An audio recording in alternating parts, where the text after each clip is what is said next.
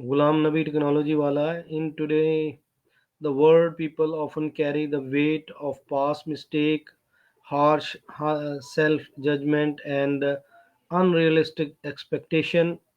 Now, I means the topic is how to practice self-compassion and forgive yourself.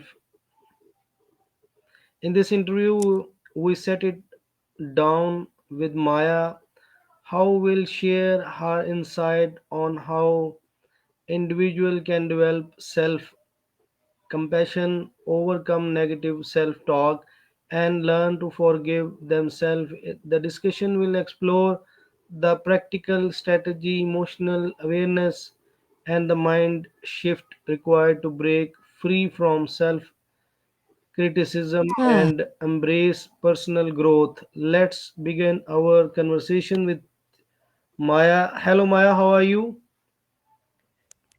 gotcha. Self-compassion, that's a good one. I'm doing all right. Thanks for asking. It sounds like you've got a pretty structured interview planned. Nice. What part of practicing self-compassion do you find the trickiest, Yeah. personally? Maya, my first Okay. question is what does self compassion means to you and why is it important? So well, it's recognizing that everyone messes up. Everyone feels inadequate sometimes. It's treating yourself with the same kindness you'd offer a friend who was going through a rough patch. And it's important because beating yourself up just doesn't work. It usually makes things worse. Self compassion isn't about letting yourself off the hook, it's about giving yourself the support you need to learn and grow instead of getting stuck in shame. Does that resonate? Maya, why do many people find it easier to forgive others but difficult to forgive themselves? It's a really good question. I think it comes down to a few things. With others, we often see the context, their background, what they were going through, and understand their flawed. But with ourselves, we have access to all the internal details, all the should haves and could haves. So it's easier to get lost in self criticism. Plus, there's this weird idea that forgiving yourself means excusing bad behavior when really it's acknowledging that you're human and capable of growth. What do you think? Does that line up with what you've observed? Yes, I observe in around my peoples. Right? It's pretty universal, I think. So Mm. if it's so Well, hard to how can do, someone what do you recognize that they are being too hard on themselves? that's a key step. Usually it shows up as a really consistent inner critic, like constantly focusing on flaws instead of strengths, or feeling ashamed or embarrassed even over small mistakes. Physically, it can manifest as tension, fatigue, or just a general sense of unease. Does that sound familiar? It's almost like there's a little voice in your head that's perpetually disappointed in you, recognizing that voice is half the battle. Okay. What are some common myth people have about self-compassion? Ooh, good one. There are a few big ones. People often think self compassion is the same as self pity, like it's wallowing instead of moving forward. It's not. Self pity focuses on feeling sorry for yourself, whereas self compassion is about acknowledging suffering and wanting to alleviate it for yourself. Another myth is that it's self indulgent, like if I'm too kind to myself, I won't be motivated to improve. But actually, research shows it's the opposite. Self compassion fosters motivation because it removes the fear of failure. Anything ring true for you there? Yeah, sometimes I feel that fear of failure is the main reason of self-compassion. Totally. Right. So fear definitely plays a big role. It's like if you're constantly worried about messing up, it's hard to actually take risks and learn. Do you find that that fear tends to show up in specific areas of your life, or is it more of a general thing? Okay, my next question is, can self compassion improve mental health and emotional well being? Absolutely. There's a lot of research on this, actually. Self compassion is linked to lower levels of anxiety and depression, greater resilience, and increased life satisfaction. It helps you regulate your emotions better, so you're less likely to get overwhelmed by negative feelings. It also increases feelings of connectedness and kindness, both towards yourself and others. Basically, it's good stuff for your brain. Does that make sense, or would you like me to dive into some of the research a bit? Okay, how does negative self talk affect our ability to forgive ourselves? Okay. So, negative self talk is basically the enemy of self forgiveness. When you're constantly putting yourself down, it reinforces feelings of shame and unworthiness. It convinces you that you deserve to suffer or that your mistakes are unforgivable.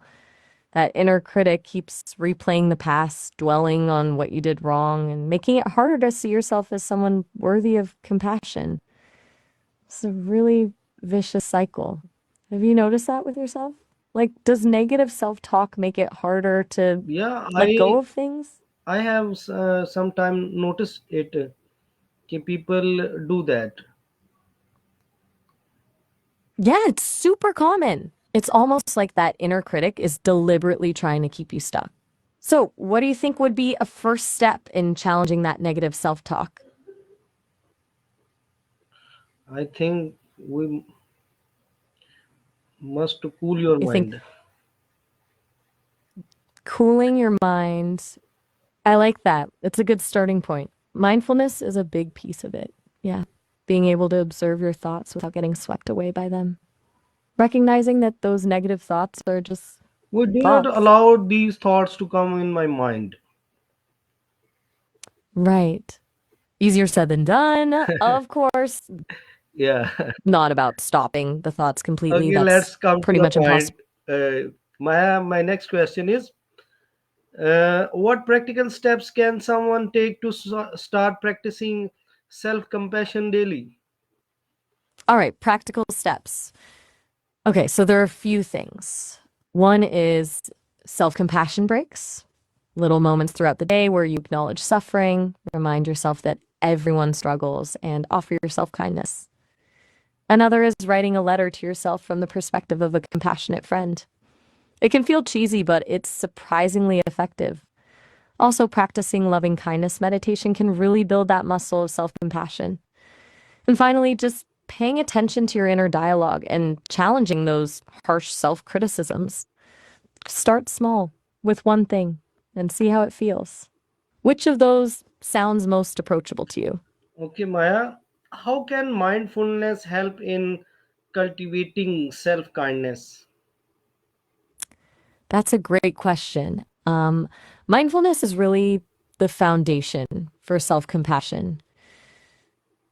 When you're mindful, you're paying attention to the present moment without judgment.